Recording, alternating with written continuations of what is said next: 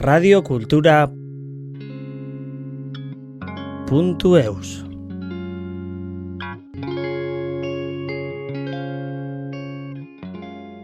Dans le cadre des podcasts La Bulle, conçus par Lulu, collaboratrice de Radio Cultura, nous avons réalisé diverses interviews et témoignages en lien avec la question de la douleur dans l'endométriose.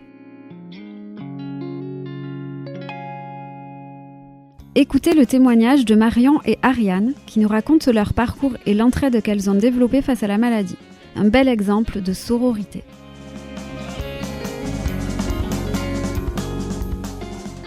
Je m'appelle Ariane, j'ai 26 ans, je suis née à Créteil en Île-de-France pour ceux qui connaissent. Alors je suis issue d'un parcours en gestion de projets humanitaires. J'ai pu travailler avec différentes structures, associations, organismes du médico-social. J'ai travaillé sur des thématiques de lutte contre l'isolement social, d'accès au logement et plus récemment de santé mentale. Donc aujourd'hui je suis notamment médiatrice en santé mentale. Et je suis vraiment contente de participer à ce podcast pour parler de l'endométriose parce que donc moi j'ai un parcours assez rude concernant cette maladie et j'ai été diagnostiquée d'ailleurs très récemment.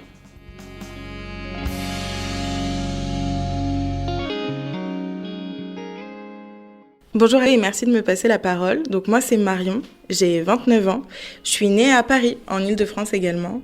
Je viens du coup de la protection de l'enfance initialement, j'étais éducatrice spécialisée et puis après je suis devenue chargée de projet dans un dispositif de lutte contre l'isolement. Et je suis ravie de pouvoir faire ce podcast et de pouvoir parler un petit peu de mon parcours parce que j'ai été diagnostiquée d'un syndrome des ovaires polykystiques et de l'endométriose, d'où le podcast d'aujourd'hui.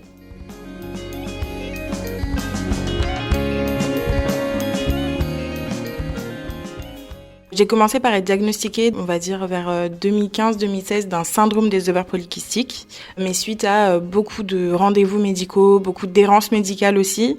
Et c'est vraiment à mon initiative, après avoir vu plusieurs professionnels, que j'ai décidé d'aller voir un endocrinologue qui, lui, a pris en charge ma pathologie et a également posé le mot d'une suspicion d'endométriose.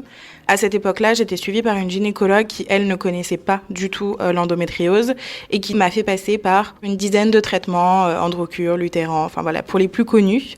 Ce qui m'a fait beaucoup de problèmes de santé supplémentaires, des variations d'humeur, des prises de poids assez importantes.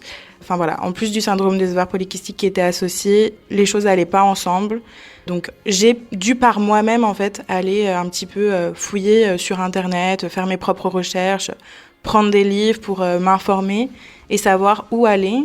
Et c'est bien plus tard, puisque c'est vers 2020-2021 que j'ai commencé à aller voir un centre de référence sur Paris qui là a réellement posé un diagnostic, m'a fait faire une IRM qu'on ne m'avait toujours pas faite depuis tout ce temps. Et c'est comme ça que j'ai pu avoir les premiers mots de l'endométriose, mais toujours pas de cartographie.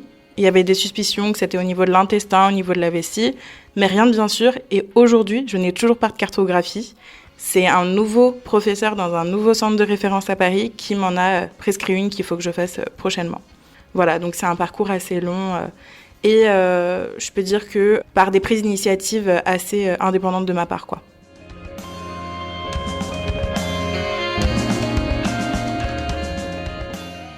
Alors la cartographie, donc si mes souvenirs sont bons par rapport à ce que le professeur m'a expliqué, c'est l'idée de pouvoir cartographier, donc mettre, on va dire, les lésions de l'endométriose là où elles se trouvent dans mon corps et de savoir exactement l'impact que ça peut avoir.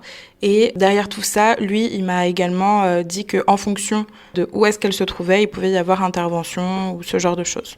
Alors, j'ai fait un examen clinique avec vraiment beaucoup de questions poussées pour savoir un petit peu d'où est-ce que mes douleurs venaient. Et en plus de ça, donc c'est un IRM bien spécifique avec produits de contraste, ce genre de choses, pour vraiment corréler en fait les informations de l'examen clinique avec l'imagerie.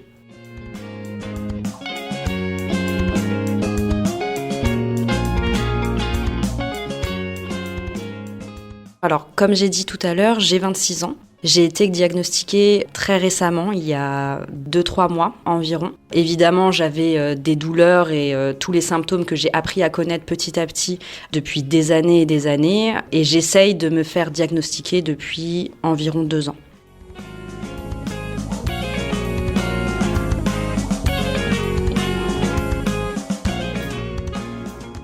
J'ai le souvenir qu'effectivement, j'étais une des seules de mes copines à avoir des règles douloureuses.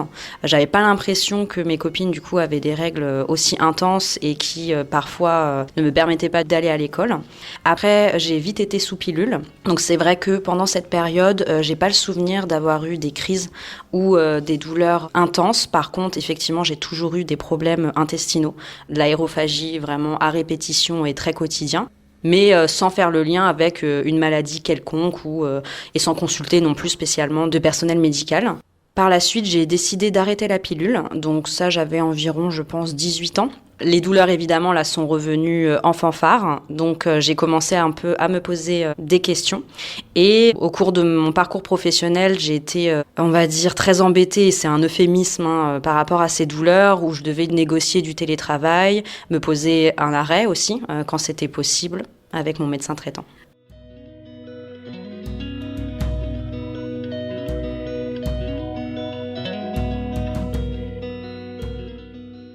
Par rapport à tous ces symptômes que je n'associais pas spécialement aux règles, toutes les douleurs au niveau du ventre dont je t'ai parlé, les douleurs au niveau du dos, les changements d'humeur, voilà, et je pourrais faire une liste très très grande, je les associais pas à tout ça. C'est quand j'ai rencontré Marion, on a travaillé du coup sur un poste en tant que coordinatrice sur un dispositif de lutte contre l'isolement. Je l'ai rencontrée, j'ai pu voir son quotidien par rapport à l'endométriose et elle a vite compris que j'avais des symptômes assez similaires aux siens. Donc on a beaucoup parlé de ce sujet-là et petit à petit, je me suis dit que c'était peut-être temps de rencontrer des professionnels dans ce secteur.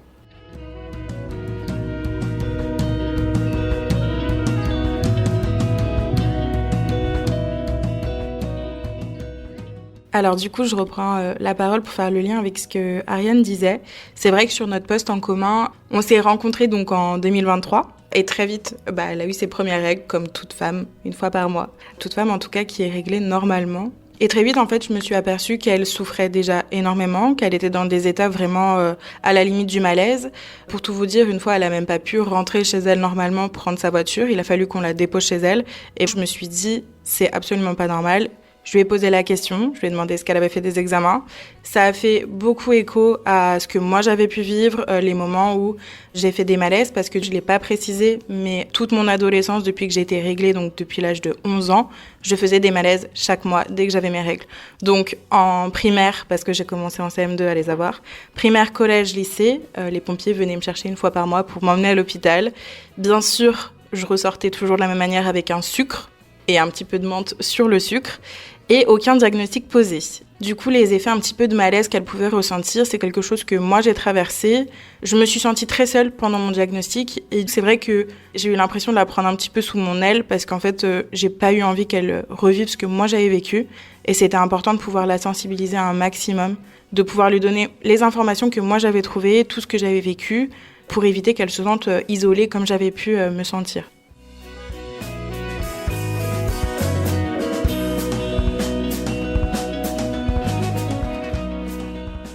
Je rebondis sur ce que tu dis, Marion. Heureusement que tu étais là. C'est vraiment petit ange gardien qui m'a aidé déjà à justifier mes douleurs. Parce que c'est vrai on peut se sentir vachement isolé si on n'a personne autour de nous qui ressent la même chose. Parce que parfois, c'est tellement des symptômes qui peuvent varier aussi, qui peuvent, dans la tête de beaucoup de personnes qui sont pas du tout en lien avec les menstruations. Du coup, ça m'a vraiment fait du bien pour le coup d'avoir une oreille attentive. Et surtout, que tu m'as motivée à continuer mes examens. Mais donc ça, on en parlera au niveau de mon parcours assez tumultueux.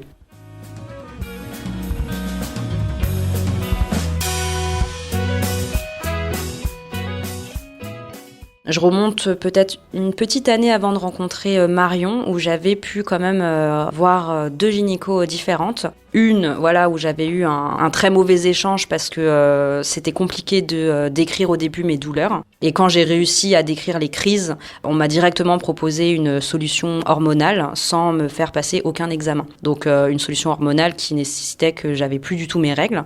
Donc psychologiquement, pour moi, c'était très compliqué de stopper totalement mes règles et aucune autre proposition m'a été donnée. C'est vrai qu'à cette époque-là, je n'ai pas pris cette pilule d'ailleurs et j'ai pas continué. J'ai un peu abandonné. Donc j'avais des médicaments antidouleurs par-ci par-là, qui faisaient un peu effet selon les mois.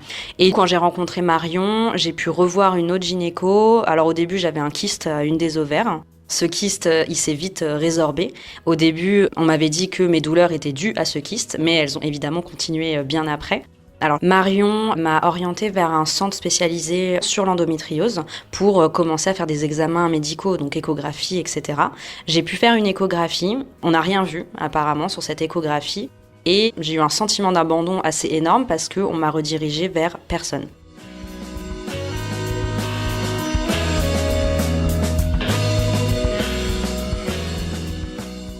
Donc j'ai eu cet écho qui n'avait rien, mais mes douleurs étaient toujours là. Et je ne savais pas trop quoi faire. Du coup, là, j'ai eu aussi des moments où j'ai failli abandonner plusieurs fois, mais heureusement que Marion était là pour me remotiver. Ça a duré 2 ans, on va dire, tout ça. Et très récemment, j'ai fait une IRM pelvienne grâce à une ordonnance de mon médecin traitant qui m'a suivi par rapport à ces douleurs, qui me donnait des antidouleurs, qui n'est pas spécialiste du coup, mais voilà, qui m'a quand même prescrit une IRM pelvienne. Un gastro-entérologue aussi que j'ai vu parce que moi, je dissociais vraiment mes problèmes intestinaux et mes problèmes de douleurs de règles. Et voilà, ils ont commencé un peu à faire le lien. J'étais vraiment contente d'être tombée sur des professionnels qui avaient l'air de savoir de quoi ils parlaient en tout cas. Et cette IRM pelvienne, m'a diagnostiqué endométriose stade 1. Alors je le dis comme ça, mais je sais pas encore exactement ce que ça signifie. Je crois comprendre que c'est dans un seul compartiment. J'ai vu aucun médecin quand j'ai été diagnostiquée.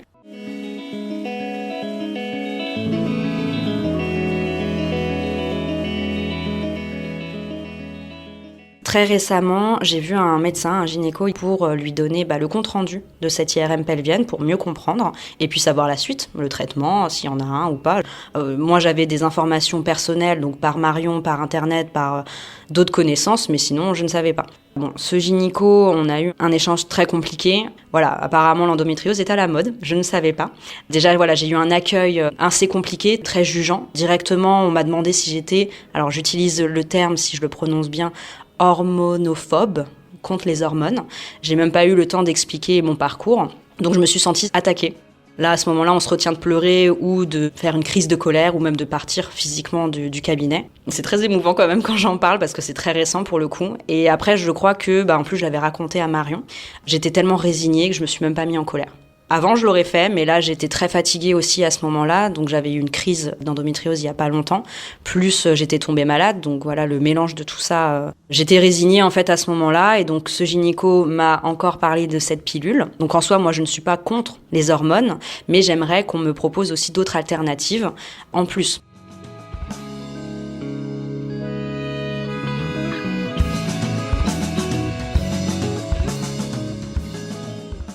Moi, j'ai eu la chance, par contre, dans ce parcours-là, de rencontrer une kinésithérapeute, une ostéopathe qui m'ont parlé des bienfaits de cette pratique-là sur ces douleurs-là, sur l'endométriose. Donc, je les ai vues à différents moments, à différents intervalles. Donc, je savais que les médecines douces pouvaient être en complément ou pouvaient aider. Sauf ce gynéco m'a du coup renvoyé chez ces fameux ostéopathes. Lui, il ne connaissait pas du tout. Il n'avait pas envie, à mon avis, de connaître. Enfin, moi, je l'ai ressenti comme ça, en tout cas. Donc voilà, j'ai cette ordonnance-là aujourd'hui pour cette pilule que je ne sais pas du tout si je vais la prendre. Tout dépendra de mon rythme de travail parce que là, j'ai un changement aussi au niveau de ma carrière professionnelle et ça compte énormément. Je ne sais pas, en fait, si j'ai la capacité d'être en télétravail ou pas. Enfin voilà, on dépend vraiment de tout ça et les douleurs au quotidien, ça peut avoir un impact mais énorme sur notre carrière professionnelle. Et avec Marion, on a eu la chance d'être un binôme. Donc quand il y en avait une qui avait une crise et l'autre non, on prenait le relais. Mais on n'a pas toujours la chance de tomber sur un binôme qui ressent la même chose que nous.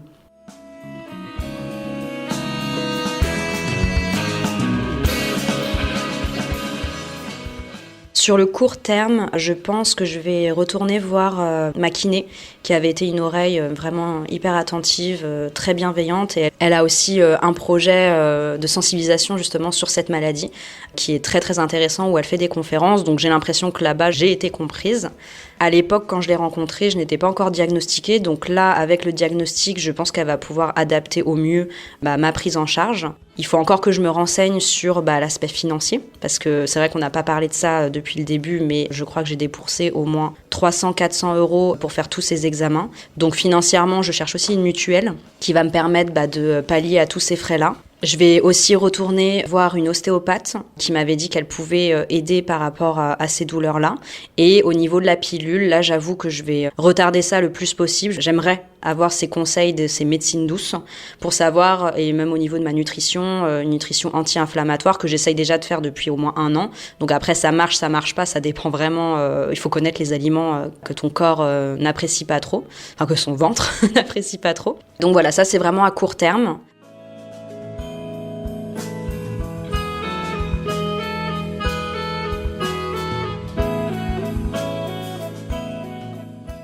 Au niveau du long terme, la seule crainte que j'ai, c'est toujours en lien avec ma carrière professionnelle.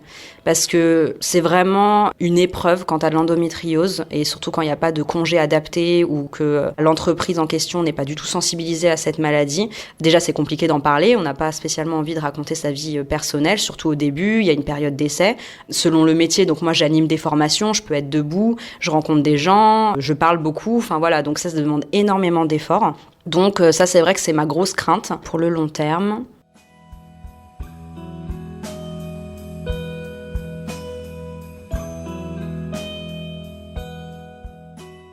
Au niveau de mon entourage, je voudrais quand même préciser que c'est très important de se sentir soutenu. Et je dirais même plus que soutenu parce que moi, j'ai la chance d'avoir un conjoint qui est très présent, qui m'aide vraiment au quotidien. Donc, c'est des détails. Par exemple, il va me faire ma bouillotte pour le soir, mes chocolats chauds. Il va m'accompagner aux rendez-vous médicaux. Et je vois la différence d'ailleurs quand il m'accompagne ou quand il m'accompagne pas. Sur ma gestion déjà à moi de la douleur, de mes émotions et la manière dont on me prend au sérieux ou pas. Donc voilà, je dirais que c'est quand même bien de sensibiliser aussi son entourage à toutes ces questions-là, parce que même mon entourage proche, j'ai dû leur expliquer, voilà, ces douleurs-là, cette problématique-là que j'ai quand on va en vacances ou quand on fait cette activité, pourquoi j'annule parfois au dernier moment, c'est parce que c'est de l'endométriose. Et c'est vrai que bon, parfois, il faut quand même un peu le rappeler régulièrement, parce que quand t'as pas tout ça au quotidien, tu peux pas t'imaginer que tout a un lien avec l'endométriose. Mais si, en fait, ton corps est en feu, en fait, je sais pas trop comment l'expliquer, mais t'as des douleurs vraiment partout et t'as une fatigue qui est chronique.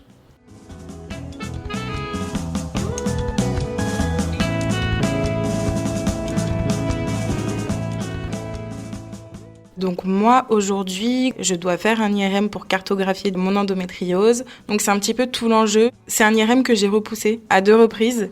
Pour tout vous dire, ça fait maintenant, je pense, 3-4 mois qu'on me l'a prescrit. Mais comme je revois le professeur qui me suit que dans 3 mois, j'ai peur de rester avec un diagnostic sans le voir. Je dois également faire un examen pour savoir un petit peu ma réserve ovarienne. Parce que forcément la question, enfin non pas forcément, mais en tout cas dans mon cas, la question d'un enfant va se poser. J'approche les 30 ans. Je sais qu'avec une maladie gynécologique, c'est d'autant plus compliqué pour certaines femmes. Et donc c'est quelque chose qui me pèse un petit peu et que je repousse également. Je pense le faire en fait au dernier moment avant mon rendez-vous, pour ne pas me sentir seule en fait avec quelque chose que je saurais pas forcément gérer, parce que bien souvent quand j'ai fait des examens, et d'ailleurs Ariane l'a dit tout à l'heure, elle est restée avec son IRM sans réponse en fait, avec un diagnostic, sans voir de médecin. Et moi ça a été le cas pour tous mes examens, que ce soit échographie, IRM, même les prises de sang, ou dans le cadre du SOPK, les prises de sang, on voit énormément de taux qui sont dysfonctionnants, et pourtant en fait on voit pas tout le temps les médecins le lendemain de ces examens.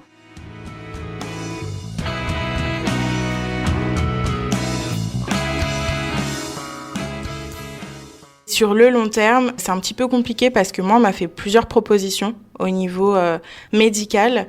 Je suis sous pilule, déjà actuellement. J'ai été sous préménopause à un moment donné. On a stoppé mes règles. À un moment où j'étais en aménorrhée en plus de ça, donc c'était pas forcément un choix hyper stratégique parce que je pense qu'à ce moment-là, c'était plutôt les déclenchés qu'on aurait dû faire, mais bon, chacun a sa vision, on va dire. Et donc là, actuellement, voilà, je suis sous pilule. Pour autant, c'est la pilule que je tolère le mieux dans toutes celles que j'ai prises. Parce que comme je le disais tout à l'heure, j'ai pris au moins une quinzaine de traitements différents depuis que j'ai commencé les diagnostics. J'aimerais trouver des alternatives un petit peu plus douces, on va dire. Je suis censée faire également de la kiné périnéale, mais pour trouver une kiné disponible en région parisienne, c'est très saturé. J'ai déménagé en plus de ça, donc ça a complexifié un petit peu toute cette prise en charge. Et il faut aussi comprendre que, comme le disait Ariane, c'est un coût financier énorme.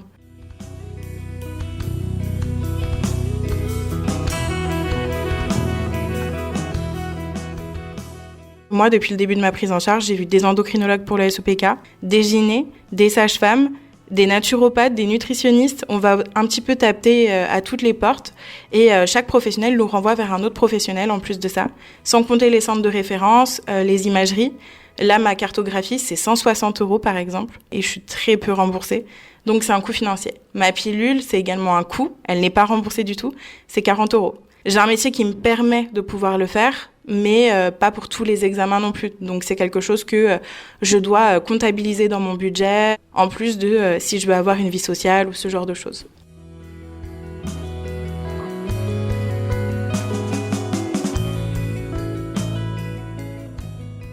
Dernièrement, un médecin de la douleur sur Paris m'a proposé une technique un petit peu expérimentale. Donc, je ne sais pas si les auditeurs et les auditrices en ont entendu parler. Moi, pour tout vous dire, avant ça, j'en avais jamais entendu parler. C'est d'injecter en fait du Botox dans l'utérus pour essayer d'inverser en fait l'effet de contraction qu'on peut ressentir en cas de douleur d'endométriose. Aujourd'hui, je ne sais toujours pas si je vais faire cette intervention parce qu'on a très peu de recul. Il m'avait envoyé beaucoup de documentation, donc en tout cas, c'était un très bon professionnel là-dessus. Mais je vous avoue que c'est quelque chose qui me fait un petit peu peur, surtout que j'ai eu l'impression d'être un petit peu un rat de laboratoire quand j'ai testé tous les traitements pendant plusieurs années. Donc, pour le moment, j'avoue que je reste un petit peu sur mes réserves. Et pour le mot de la fin, merci Lulu de m'avoir permis de parler de mon parcours, de revenir un petit peu sur ce que j'ai pu vivre, subir également, et de pouvoir parler du coup de cette maladie qui rythme notre vie au quotidien.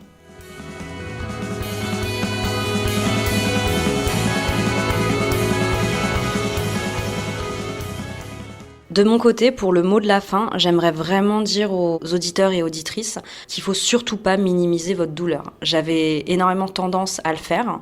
Mon entourage a fait que j'ai pu la verbaliser, ce qui est compliqué aussi de la verbaliser. Donc surtout ne pas minimiser votre douleur, c'est pas normal d'avoir mal autant pendant ces règles, c'est pas normal d'être tout le temps fatigué. Il faut en parler.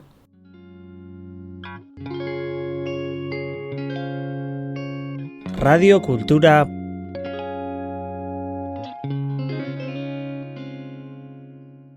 .eus